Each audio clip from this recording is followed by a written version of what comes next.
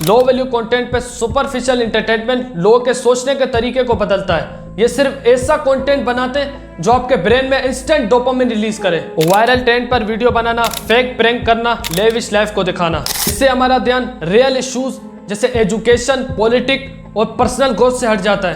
एक बहुत ही ब्यूटीफुल कोट है, what we consume shapes who we are. जो चीजें हम रेगुलर देखते हैं, सुनते या पढ़ते हैं, वो हमारी सोच, वैल्यूज और बिहेवियर को डायरेक्ट तरीके से इन्फ्लुएंस करता है। ये कंटेंट सिर्फ एंटरटेनमेंट नहीं होते बल्कि हमारे दिमाग पर असर डालते हैं। अगर हम मीनिंगलेस कंटेंट कंज्यूम करते हैं, हमारी सोच भी वैसी ही सुपरफिशियल बनने लगती है। और बार बार ऐसा कंटेंट कंज्यूम करने से साइकोलॉजिकल इफेक्ट भी होते हैं। नंबर 1, रिड्यूस अटेंशन स्पैम, जिससे शॉर्ट वीडियो और क्विक एंटरटेनमेंट की आदत लग जाती है और कॉम्प्लेक्स कंटेंट देखने का इंटरेस्ट कम हो जाता है। नंबर 2, इंक्रीज कंपैरिजन, और सोशल मीडिया में उनके जिंदगी के सिर्फ हाईलाइट देख के अपनी लाइफ से कंपेयर करते हैं। ये comparison anxiety, low self esteem और फीलिंग ऑफ इनडिक्वेट क्रिएट करता है, क्योंकि हम अपनी लाइफ को उनके परफेक्ट क्लिप से कंपेयर करते हैं। Number 3, quick success mentality. Low value content ये इंप्रेशन देता है कि सक्सेस बहुत इजी है और ओवरनाइट मिल सकती है, जैसा कि मैंने आपको रोड मैप में बताया। इस तरह का कंटेंट ये बताता है जैसे हार्ड वर्क और टैलेंट की कोई भी जरूरत नहीं है। यही के महीने के 2.5-3 लाख रुपए कमाए। ओके। इसका रिजल्ट ये होता है, स्पेशली यंग लोगों में अनरियलिस्टिक एक्सपेक्टेशन बढ़ जाती है कि पेशेंस और लॉन्ग टर्म एफर्ट के बिना भी सक्सेस मिल सकती है। और इनकी तरह मैं भी आर्ट क्रिएट करके पाकिस्तान को ग्रेट नेशन बनने में हेल्प करूंगा। पाकिस्तान में इस तरह का कंटेंट 2 रूट कोसेस से जुड़ा है। Number 1, education system. Rote learning culture Pakistan के एजुकेशन सिस्टम का एक मेजर इशू है, जहां स्टूडेंट को कॉन्सेप्ट समझाने के बजाय चीज़ों को याद करवाने पर फोकस किया जाता है और स्टूडेंट टेक्स्ट बुक को वर्ड टू वर्ड याद करते हैं ताकि एग्जाम को क्लियर कर सके।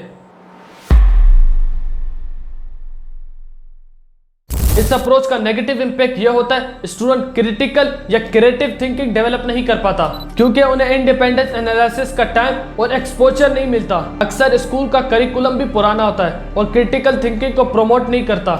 स्कूल में ज्यादा फोकस सिर्फ फैक्ट सिखाने पर होता है, लेकिन स्टूडेंट को डिस्कशन में शामिल करना, प्रॉब्लम सोल्व करवाना या उन आइडियाज को क्वेश्चन करना नहीं सिखाया जाता। और टीचिंग का ट्रेडिशनल स्टाइल सिर्फ टीचर सेंटर्ड होता है, जहां स्टूडेंट बस चुपचाप इंफॉर्मेशन सुनता है। ऐसे सिस्टम में स्टूडेंट को सवाल करना, डिबेट करना या नए आइडियाज एक्सप्लोर करने के लिए इंकरेज नहीं किया जाता, जो उनकी क्रिटिकल थिंकिंग के लिए जरूरी होता है। और क्रिटिकल थिंकिंग क्यों जरूरी है आपकी लाइफ में, इसके लिए आपको इस वीडियो को देखना होगा। Number 2, poverty.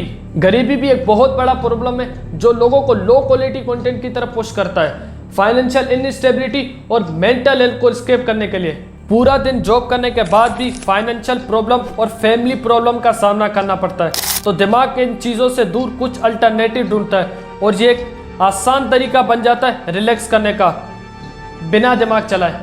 अब सॉल्यूशन पर आते हैं। सॉल्यूशन क्या हो सकता है इसका?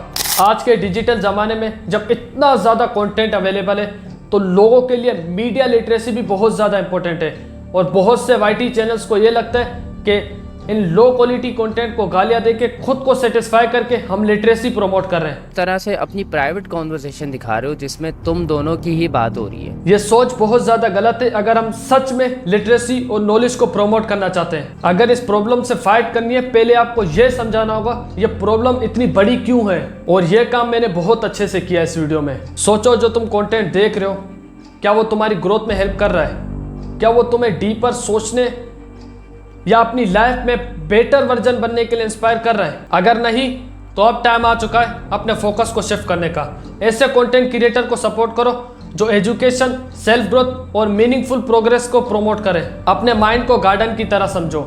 जो तुम कंटेंट कंज्यूम कर रहे हो वो एक सीड है। अगर आप इस तरह का कंटेंट देख के और इस तरह का सीड लगा रहे हो तो रूट भी शैलो होंगी, लेकिन अगर आप सेल्फ ग्रोथ और एजुकेशन से रिलेटेड सीड लगाओगे तो रूट्स भी ब्यूटीफुल होंगी। मतलब मेरा पॉइंट ऑफ व्यू इस पूरी वीडियो को देखने के बाद ये है कि भाई बैलेंस होना चाहिए, ठीक है।